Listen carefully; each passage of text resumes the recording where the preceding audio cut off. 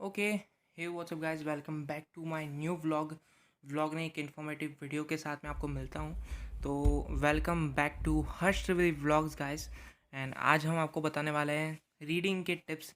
So let's begin the video with the new intro.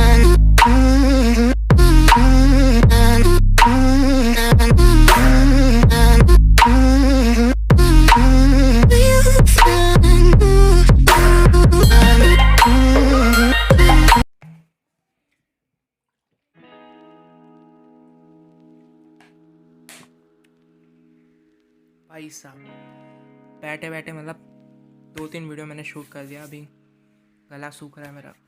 Let's start the video. मैं आपको बता देता हूँ रीडिंग के टिप्स और ट्रिक्स जो मैंने यूज़ किए थे। मैं पहले अपनी हिस्ट्री बता देता हूँ। मैंने यहाँ पर 12th कंप्लीट किया है और मैं 12th के बाद मेरा ड्रीम था कि मैं कनाडा पढ़ने जाऊँ।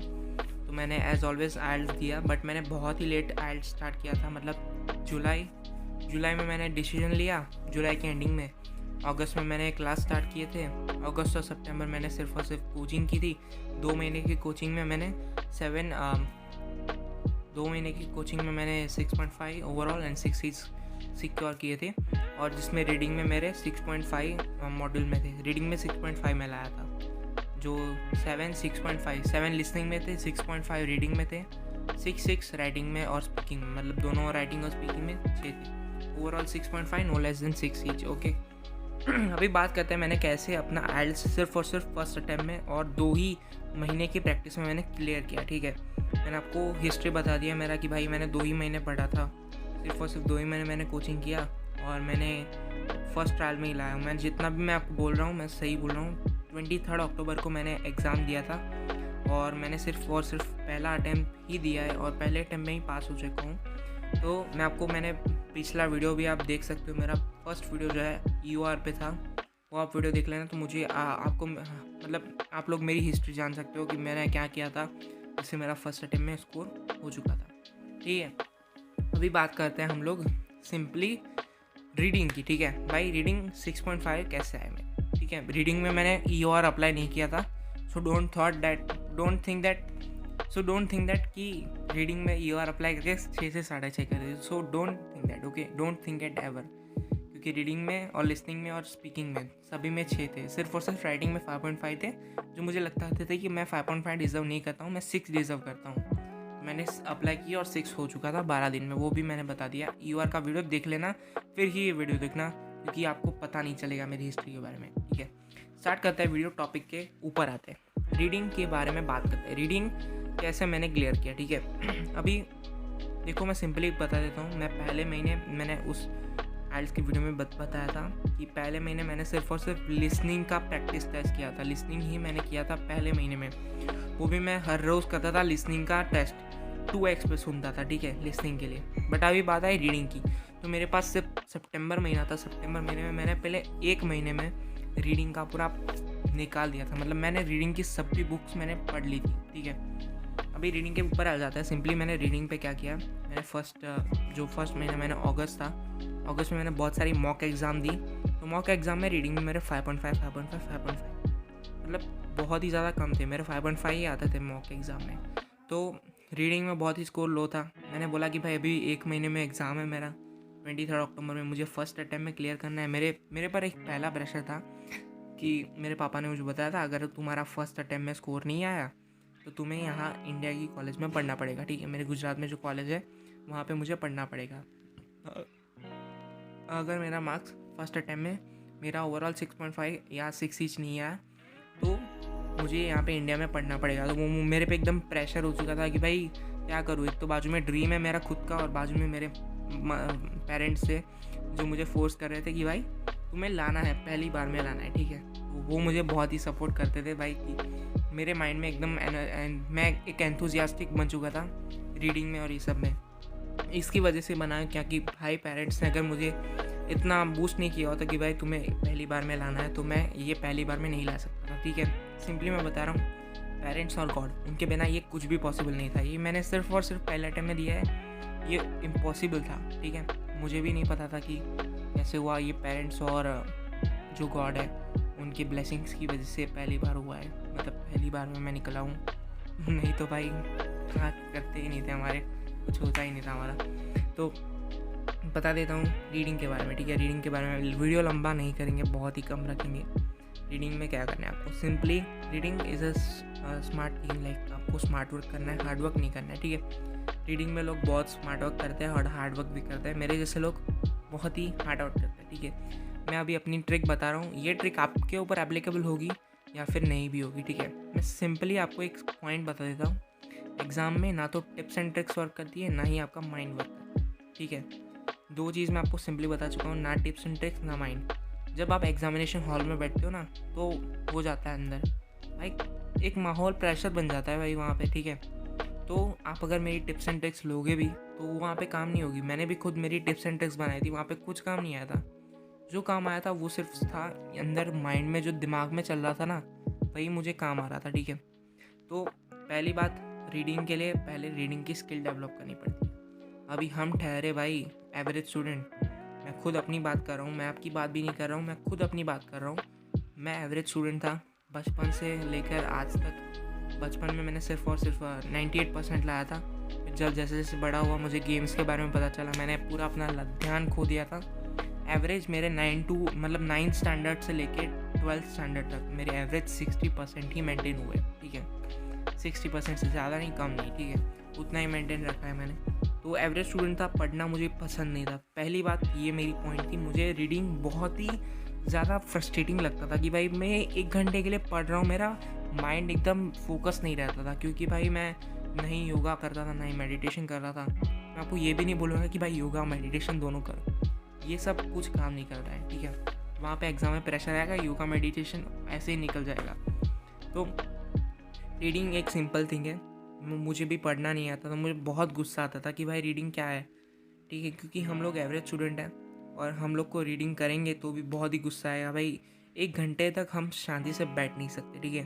मैं खुद अपनी बात कर रहा हूँ, मैं 1 घंटे से शांति तक बैठ नहीं सकता था वहाँ पे चेयर पे, एक जगह पे।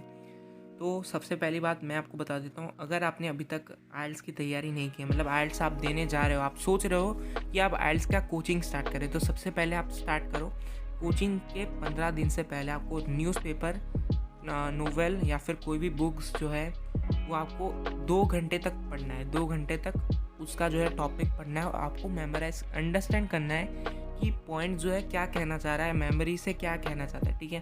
आपको मेमोरी से अंडरस्टैंड करना है कि क्या कहना चाह रहा है पॉइंट, ठीक है। आपको ये स्किल पहले डेवलप करनी है, जो हमें कुछ नहीं सिखाया गया था। मैं सीधा कोचिंग में गया, फिर मुझे पता चला कि रीडिंग देते हैं, और कोचिंग वालों ने रीडिंग भी नहीं सिखाया था। कोचिंग वाला कभी रीडिंग नहीं सिखाएगा आपको, ट्रस्ट। मैं आपको सिंपली 100% बताऊंगा, रीडिंग का कोई भी नहीं है। अगर आपको रीडिंग का कोई वर्कशॉप देता है, कोई भी मतलब कि रीडिंग पे सिखाया कि रीडिंग का मास्टर क्लास या फिर वगैरह वगैरह, कुछ वर्क नहीं करता भाई। मैं सबका सचमुच बोल रहा हूँ, कुछ नहीं वर्क करता। आपको आपकी ट्रिक ही लगानी है, ठीक है। जो भी करता है वहाँ पे आपका अपना ट्रिक ही काम करता है, ठीक है। आपका दिल ही काम करता है, आपका दिमाग ही काम करता है। वहाँ पे जाओगे या फिर लगाओगे मास्टर क्लास की वीडियो की लगाओगे तो भाई कुछ नहीं होगा। वो सब एक मतलब चीज़ है कि भाई आपको तो जब आप लोग पढ़ने वो मास्टर क्लास का वीडियो या फिर कुछ भी देखोगे, वर्कशॉप में जाओगे, तो आप उसके साथ साथ सॉल्व करोगे, तो आपको सिर्फ अंडरस्टैंडिंग होगा कि भाई एक दिन आपको लगेगा कि मुझे रीडिंग आ चुका है। जब आप दूसरी बार आप खुद ट्राई करोगे तो आपको पता चलेगा कि मुझे अभी तक नहीं आता है, वो आपका फिर से रॉन्ग होना चाहिए, आंसर आपका फिर से रॉन्ग होगा। आपने मास्टर क्लास में सीखा, वो आपको बहुत ही अच्छा लगेगा, टिप्स सुन के ऐसा लगेगा भाई इससे आंसर आ जाएगा, इससे आंसर आ जाएगा। और जैसे ही आप वो ट्रिक्स एंड ट्रिक्स अप्लाई करोगे वहाँ पे, आप खुद करोगे, तो भाई दिमाग का दही हो जाएगा, ठीक है। आपके मार्क्स फिर से वही के वही आ जाएंगे। कुछ नहीं काम करता, ठीक है। मैं सिंपली आपको सब कुछ बता रहा हूँ, कुछ काम नहीं करता है। जो काम करता है लक। अभी सिंपल मैं आपको बता देता हूँ रीडिंग के लिए मैंने क्या किया था। मैंने रीडिंग के लिए नॉवेल्स, न्यूज़पेपर नहीं पढ़ा था, बट मैं आपको रिकमेंड करूँगा न्यूज़पेपर और नॉवेल पढ़ो, क्योंकि आपने अभी तक कोचिंग स्टार्ट नहीं किया, बट आपका कोचिंग स्टार्ट हो चुका है, आपका एग्ज़ाम नेक्स्ट 1 मंथ में है, या फिर आपके बैंड आ चुके हैं 5.5 इन रीडिंग, ठीक है। स्पेशली जो लोग हैं 2 या 3 बार एग्ज़ाम दे चुके हैं, या उनका 5.5 सिर्फ और सिर्फ रीडिंग में अटक रहा है, तो मैं उनको एक चीज़ बोलूँगा, आपका अगर 1 महीना बाकी या फिर जितने भी दिन बाकी है, आप रीडिंग की प्रैक्टिस करो, ठीक है। आप देखो कि वेयर आर यू लैगिंग, ठीक है। आप कहाँ पे लैग कर रहे हो वो फाइंड करो। मैंने जब ये चीज़ सीखी तभी मुझे पता चला कि मैं कहाँ पे लैग कर रहा था। तो मेरा भी मार्क्स 19-20 आता था, मिनिमम 19-20 फर्स्ट मंथ में।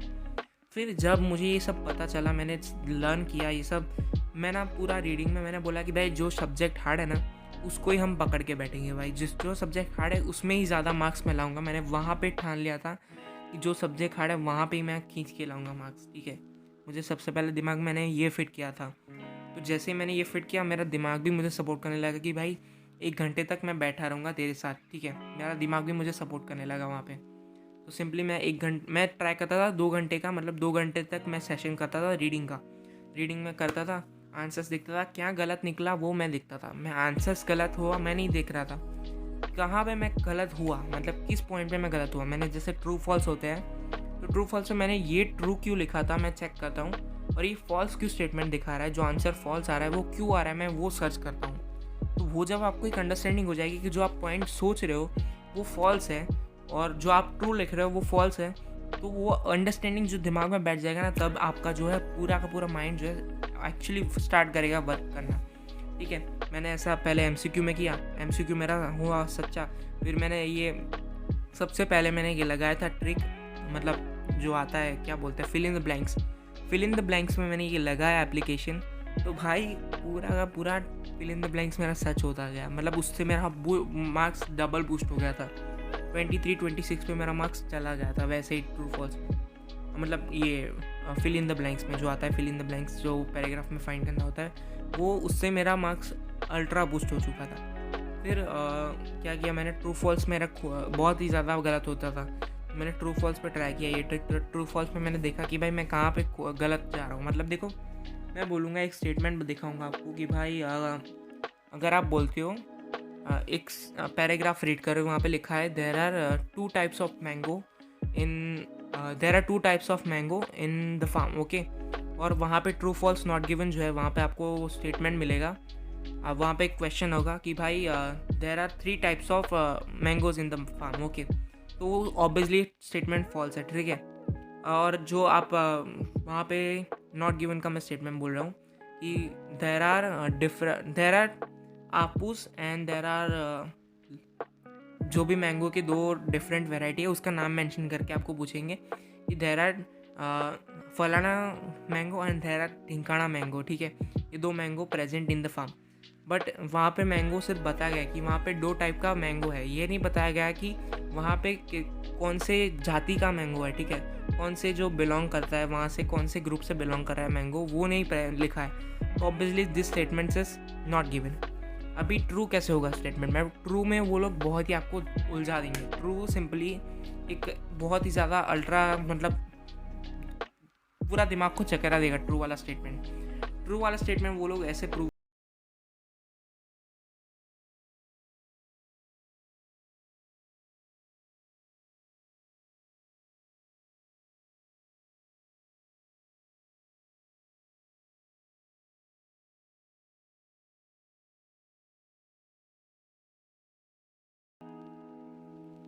ट्रू का पूरा स्टेटमेंट चकरा देगा। तो भाई मुझे स्टेटमेंट बनाना मैं आपको सिखा नहीं रहा हूँ, मैं मतलब वो ट्रू फॉल्स का स्टेटमेंट नहीं सिखा रहा हूँ, मैं आपको सिर्फ और सिर्फ टिप्स एंड ट्रिक्स सिखा रहा हूँ। मुझे स्टेटमेंट वो याद नहीं आ रहा है, बट हाँ मुझे भी वर्कशॉप मिला था। मैं वर्कशॉप पे गया था तो उन्होंने ये मैंगो वाला एग्जाम्पल दे दिया था, ठीक है। अभी आपको नहीं उस एग्जाम्पल से आपको नहीं पता चला, मुझे भी नहीं पता चला, तो मैंने क्या किया, ट्रू फॉल्स में मैंने अपना खुद का आइडियोलॉजी लगाया, ठीक है। अभी ट्रू फॉल्स में मैंने देखा कि मैंने एक ट्रू फॉल्स सिंपली मैंने कैम्ब्रिज 14 मेरे पास पढ़ी थी, उसका जो फर्स्ट वाला है चाइल्डहुड वाला, आई डोंट नो चाइल्डहुड वाला ही है, रीडिंग पैसेज 1। तो वहाँ पे मैंने थोड़ा ट्रू फॉल्स देखा और ट्रू फॉल्स में मैंने ये सब सर्च किया कि मैं कहाँ पे लैग कर रहा था। मैंने पहले ट्रू फॉल्स को खुद से आंसर देने का ट्राई किया, देखा कि 3 गलत है 2 सही है, ठीक है। 5 थे 2 सही निकले, बट 3 गलत है। 3 गलत क्यों निकले, मैंने वो चेक किया कि भाई 3 वहाँ पे मैंने क्या सोचा था, मतलब मैंने वहाँ पे लिख दिया था कि मैंने ये पॉइंट पे मैंने ये लिख के मैंने इसको आंसर ट्रू लिखा है या फिर फॉल्स लिखा है या फिर नॉट गिवन लिखा है। तो अगर आपके पास बुक है तो बुक में लिख दो बाजू में, अगर आपका ट्रू फॉल्स है तो ट्रू फॉल्स के नीचे पॉइंट लिख दो कि 3rd पैराग्राफ में ये लाइन है, वहाँ पे ये लिखा था। उस स्टेटमेंट के ऊपर से मैंने ये स्टैंड लिया कि मैं ट्रू हूँ, ये स्टेटमेंट ट्रू है या फिर ये स्टेटमेंट फॉल्स है या फिर ये स्टेटमेंट नॉट गिवन है, ठीक है। आप समझ रहे हो, सिंपली आपको बता रहा हूँ कि आपने जहाँ पे पढ़ा जैसे कि एक स्टेटमेंट है there are 2 mangoes in the farm, ठीक है। और आपने जो पैराग्राफ में लिखा है कि there are 2 types of alpine and Aafus mango are present in the farm. Okay, so ये स्टेटमेंट आपने जब पढ़ा तो वहाँ पे अंडरलाइन कर देना है कि भाई हाँ, दो टाइप प्रेजेंट है, बट क्वेश्चन में ये नहीं लिखा है कि कौन से टाइप। तो आपको वो क्वेश्चन मिल चुका है, वो तो ट्रू है, वो स्टेटमेंट आपको मिल सके, वो स्टेटमेंट के नीचे अंडरलाइन कर दो, और वो स्टेटमेंट का जो लाइन है, मतलब तीसरे पैराग्राफ में पहली लाइन, दूसरी लाइन, तीसरी लाइन, वो लिख दो क्वेश्चन के नीचे कि तीसरे पैराग्राफ में पहली लाइन पे ये लिखा था, उसके ऊपर से मैं स्टैंड ले रहा हूँ, ठीक है।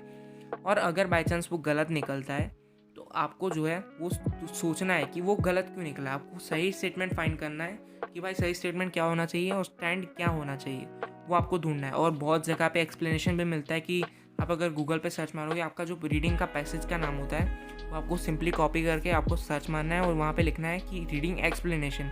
मैं एक्सप्लेनेशन सर्च मारता था, एक्सप्लेनेशन देखता था कि वो आंसर ट्रू क्यों आ रहा है, वो आंसर फॉल्स क्यों आ रहा है, वो आंसर नेगेटिव क्यों आ रहा है, ठीक है, नॉट गिवन क्यों आ रहा है। तो मैंने वो सब चेक किया। MCQ के बारे में मैं बता दिया, मैं MCQ में मैं ऐसे ही करता था और ये भी ऐसे करता, ट्रू फॉल्स वाला। बट हाँ, फिल इन द ब्लैंक्स मेरा पहले से बहुत ज़्यादा अच्छा था, तो मेरे एग्ज़ाम में मतलब 15 फिल इन द ब्लैंक्स थे, उसमें से मुझे 14 फिल इन द ब्लैंक्स पूरे के पूरे सच्चे निकले थे। मैंने घर पे आके ही देख लिया था, मुझे पता था कि 14 फिल इन द ब्लैंक्स पक्का सही है, तो मुझे फिल इन द ब्लैंक्स से मार्क्स मेरा अच्छा बूस्ट हो गया था। और आपको नहीं पता है तो बता दो, 23 अक्टूबर वाला पेपर जो है रीडिंग का बहुत ही हार्ड निकला था। 23 अक्टूबर जो भी इवनिंग का एग्ज़ाम था, मतलब 1 PM से जो भी आता है दूसरे स्लॉट का एग्ज़ाम, वहाँ पे रीडिंग बहुत ही ज़्यादा हार्ड था। सिंपली मेरा भी रीडिंग बहुत हार्ड था, वहाँ पे बहुत ही डिफ़िकल्ट था 6 स्कोर करना। बहुत सारे लोग चले गए उसमें रीडिंग में, बहुत सारे लोगों के 5.5 आ चुके थे। बट वहाँ पे फिल इन द ब्लैंक्स ने जो है वो मुझे सपोर्ट करना लगा, मतलब फिल इन द ब्लैंक्स की वजह से मेरा स्कोर जो है 6 से 6.5 बूस्ट हो गया, ठीक है। Normally fill in the blanks ने मुझे वहाँ पे हेल्प किया और मेरा जो स्कोर था वो 22 या फिर 21 पे पहुँच रहा था, वो 22 से लेकर 27 या 28 पे जो है उसने पहुँचाया तो है फिल इन द ब्लैंक्स ने। तो fill in the blanks make sure आप प्रैक्टिस करो, आपके एग्जाम में ज़्यादा फिल इन द ब्लैंक्स होगे तो आपको ज़्यादा बेनिफिट मिलेगा, ठीक है। फिल इन द ब्लैंक्स में प्रैक्टिस करना वो बहुत ही ईजी होते हैं, वो बहुत जल्दी आ जाएंगी आपको। अभी बात करते हैं मैंने टिप्स एंड ट्रिक्स क्या अप्लाई की थी, ठीक है। मैं टिप्स एंड ट्रिक्स अप्लाई नहीं कर रहा था, मैंने पैसेज के लिए एक फॉर्मेट तैयार किया था। देखो, अगर आपको सिंपली मैं आपको बता रहा हूँ, अगर आपने अभी तक मतलब आपका एग्ज़ाम नेक्स्ट वीक में है या फिर कल ही है एग्ज़ाम, या फिर आपका 1 महीने के बाद एग्ज़ाम है, तो आप ये ट्रिक अप्लाई मत करना, ठीक है। मैं बोल रहा हूँ अगर आपका एग्ज़ाम जो है वीक बाद है, 2 वीक के बाद है, 3 वीक के बाद है, तो ये ट्रिक मत लगाना, कुछ ट्रिक मत लगाना जो आप करते आ रहे हो क्लासेस में, मतलब कोचिंग में आपको सिखा रहा है वही ट्रिक लगाना, कुछ नया ट्राई मत करना। नया ट्राई करोगे तो बहुत ज़्यादा फंस जाओगे, आपको थोड़ा और उसको ट्रिक को मास्टर करने में प्रॉब्लम होगा, ठीक है। तो अगर जिनके एग्ज़ाम नेक्स्ट 1-2 मंथ में है तो ही वो ट्रिक अप्लाई करना, और जिनके जो नेक्स्ट वीक या फिर अगले 2 दिन में एग्ज़ाम है या फिर अगले 2-3 वीक के बाद एग्ज़ाम है, तो वो लोग ट्रिक को सुनो। अगर आपको ये ट्रिक अपने जैसी लगती है तो ही उसको यूज़ करना, ठीक है। यूटिलाइज मत, ऐसे मत फेंक देना कि भाई मेरे में रख दे रहा हूँ माइंड में, और फिर वो भी ट्रिक आपके लिए काम ना करे, आपके वापस से 5.5 आ जाए। तो ट्रिक मेनली क्या है, मैं आपको बता देता हूँ। ट्रिक में आपको करना है पैसेज रीड। मेरी एक फॉर्मेट थी कि भाई जैसे ही पेपर आता था, मैं जैसे भी कोचिंग में भी जाता था, वहाँ पे पेपर आता था, मैं पहले तीनों पैसेज जो है मैं पढ़ लेता था कि पहले पैसेज में समराइज़ कर देना कि पहले पैसेज में ज़्यादा ट्रू फॉल्स है तो वहाँ पे मार्क्स सिक्योर हो गए, पहले पैसेज में ज़्यादा फिल इन द ब्लैंक्स है तो वहाँ पे मैं मार्क्स सिक्योर करूँगा, तो पहला पैसेज मुझे ध्यान से करना है। सेकंड पैसेज में मेनली मैच द हेडिंग्स है या लिस्ट ऑफ द हेडिंग्स है, तो वो मैं उसको अवॉइड करूँगा कि मैं वहाँ पे मिस्टेक करूँ, मैं उसको ज़्यादा फास्ट से पता दूँ कि मैच द हेडिंग्स और लिस्ट ऑफ हेडिंग्स मेरे माइंड से भी आउट थे, मुझे भी नहीं आता था वो। तो लिस्ट ऑफ द हेडिंग्स और मैच द हेडिंग्स जो है पैसेज 2 में है, तो आपको वो करना है कि भाई पैसेज 2 में ज़्यादा टाइम वेस्ट नहीं करूँगा, अगर नहीं आता है तो मैं पैसेज 3 पे जंप मारूँगा, क्योंकि पैसेज 1 और पैसेज 3 में फिल इन द ब्लैंक्स है और ट्रू फॉल्स है, तो वहाँ पे से मैं मार्क्स खींच सकता हूँ, और लास्ट पैसेज में MCQ भी है। तो मतलब कि पैसेज 1 और पैसेज 3 में ज़्यादा हमें मार्क्स मिल सकते हैं, जबकि पैसेज 2 में जो है लिस्ट ऑफ द हेडिंग्स है और मैथ द हेडिंग्स है, तो वहाँ पे अगर 2-3 गलत भी हो गए तो चलेगा, क्योंकि हमारे पास पैसेज 1 और पैसेज 3 में से हमने 23 मार्क्स आराम से सिक्योर कर लिए है। तो सबसे पहले मैं यही एनालाइज़ करता था 5 मिनट्स में कि भाई कहाँ पे मैं अपना जो है टाइम ज़्यादा लगाऊं या फिर कहाँ पे मैं अपना टाइम जो है कम लगाऊं। तो मैं सबसे पहले यही देखता था पैसेज 1 ईजी है तो पैसेज 1 में टाइम ज़्यादा लगाएंगे, वहाँ पे ज़्यादा एक्यूरेसी हो जाएगी और ज़्यादा मेरा मार्क्स जो है सिक्योर हो जाएगा। और पैसेज 2 हार्ड है तो मैं वहाँ पे टाइम कम ही देता था। और मेरा जो मैं आपको बता देता हूँ मैं कितने टाइम में कंप्लीट करता था। मेरा 40 मिनट्स में रीडिंग कंप्लीट हो जाता था, वो भी 6 ईच के साथ, मतलब 6 बैंड तो आ ही जाते थे 40 मिनट्स में। ठीक है, 40 मिनट्स मैंने कर दिया था मास्टर। वो मैंने कैसे किया था मैं आपको बता रहा हूँ। मैंने बहुत सारी रीडिंग की बुक्स परचेस की थी। रीडिंग के बुक के भी नाम बता रहा हूँ। मैं पीटी भी करता था, फिर पिंक टेस्ट किए थे, पूरे पिंक के पूरे जितने भी टेस्ट है पिंक 3 और 4 दोनों किए थे। फिर ये पिंक का जो पीटीपी है, पीटीपी की पूरी सीरीज़ कंप्लीट की थी, 101, 404, फिर कैम्ब्रिज का 1-2 लेके 16 तक का मैंने कैम्ब्रिज का कंप्लीट किया था। फिर आइल्स फीवर जो है वो कंप्लीट किया था। फिर एग्ज़ाम एसेंशियल जो है 1, 2, 3, 4 उसके सारे टेस्ट मैंने कंप्लीट किए थे। मिला के मैंने 245 या फिर 230 या फिर 245 जितने मैंने टेस्ट जो है कंप्लीट किए थे, तभी मैंने मास्टर किया था ये सब चीज़। तो मास्टर कैसे करना है टाइम को, मैंने टाइम फ्रेम इतना ही रखता था, 15-10-10, 15 मिनट पहले पैसेज 1 में, 10 मिनट पैसेज 2 में, 10 मिनट पैसेज 3 में, इतना मेरा टाइम लगता था। तो मतलब पैसेज 1 तो मेरा बहुत ही मतलब कम ही गलत निकलता था, मेरा पैसेज 1 पूरा सही निकलता था, पैसेज 2 भी सही निकलता था, पैसेज 3 में 2-3 रॉन्ग होते थे। तो मैंने टाइम फ्रेम रखा था 15 minute passage 1, 10 minute passage 2, 10 minute passage 3, तो उतने में मेरा कंप्लीट हो जाता। और मैक्सिमम 40 मिनट्स, अगर ज़्यादा बच गया है तो मैं फिर बाद में जो मैं बाद में टाइम बचता था वहाँ से यूटिलाइज़ करता था। जो आंसर मुझे सही लगते थे मैं वहाँ पे गैस वर्क कर देता था, बट उसमें भी सही होता था। तो मैंने 15-10-10 का फॉर्मेट रखा था। और मैं कैसे रीडिंग करता था, मोस्टली सबको यही जानना होता है कि कैसे आप रीडिंग करते थे। मैं सिंपली पहले पैसेज पूरा पढ़ लेता था। मैं ये ट्रिक किसी को भी रिकमेंड नहीं करूँगा, मैंने बहुत ही मतलब पहले से मैंने यही ट्रिक फॉलो करता हूँ, मुझे इससे ज़्यादा मार्क्स मुझे ग्रैब हुए हैं। बट मैं आपको कभी भी रिकमेंड नहीं करूँगा कि आप ट्रिक यूज़ करो, क्योंकि इसमें बहुत ज़्यादा टाइम जाता है। तो मैं पहले पैसेज को पढ़ लेता था। पहला पैसेज जैसे आया मैं देख लेता था कि कौन सा पैसेज ईजी है, मतलब मेरा मन का है, मतलब मैं टेक्नोलॉजी लवर हूँ, तो अगर कंप्यूटर या फिर आईटी या फिर जैसे ऐसे कोई टॉपिक पे अगर होगा तो मैं वहाँ पे जाऊँगा। कार या फिर बाइसिकल वगैरह तो मैं उस पैसेज पे जाऊँगा। बट हाँ, मैं आपको रिकमेंड नहीं करूँगा पैसेज 1 से स्टार्ट करना, पैसेज 1, पैसेज 2, पैसेज 3। कोई लोग बोलते हैं पैसेज 3 से स्टार्ट करो, ऐसा मत करना, पैसेज 1, पैसेज 2, पैसेज 3 ऐसे ही स्टार्ट करना, तो ही आपका टाइम फ्रेम मेंटेन होगा। तो मैं सिंपली जैसे पैसेज 1 आया तो मैं पैसेज 1 को पूरा पढ़ लेता था। पैसेज 1 मैं पूरा जितना भी पेज था वो मैं पहले अपने माइंड में बिठा लेता। मैं क्वेश्चन को नहीं देखता था, मैं पहले पैसेज को पूरा रीड करता था, उसको मेमोराइज़ कर रहा था कि भाई मैं अंडरस्टैंड करता था। जैसे आप कहानी में कैसे घुस जाते हो, मूवी देखते हो तो आप कहानी को एक समझने लगते हो, अपने मन में एक जो विजुअलाइजेशन जो है क्रिएट कर रहे हो। ठीक है, सिंपली ये आपको ट्रिक तभी वर्क करेगी जब आप एक अच्छे से माइंड में आप शांति से बैठोगे, पीस से ज़्यादा अच्छे से बैठोगे, तभी आपको पता चलेगा ये ट्रिक के बारे में। अगर आपका एग्ज़ाम 2-3 महीने के बाद है तो आप ये ट्रिक ज़रूर से यूज़ करना, ये बहुत ही ज़्यादा फ़ायदा कारक है ट्रिक। तो आपको क्या करना है, सबसे पहले पैसेज 1 आया तो पैसेज 1 को मैंने पूरा रीड करता था।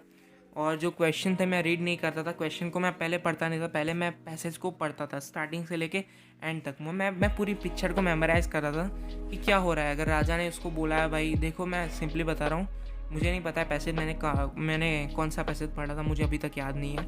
बट हाँ, जो भी था मैं मैरी करी वाला बता देता हूँ। तो मैरी करी का जो स्टार्टिंग से लेके अभी तक का करे, जो उसका पति मरा, वहाँ पे क्या हुआ, उसके बच्चे कहाँ थे, फिर वो कहाँ पे लेबोरेटरी गई थी, वहाँ वो कौन सी स्कूल की स्टूडेंट थी, कौन सा यूनिवर्सिटी में पढ़ती थी, मैं पूरा पिक्चर विजुअलाइज कर देता था। मतलब कैरेक्टर भी मेरे माइंड में जनरेट हो जाते थे कि भाई ये चल रहा है पूरे सीन में, तो मैं पूरा कहानी के अंदर घुस जाता था।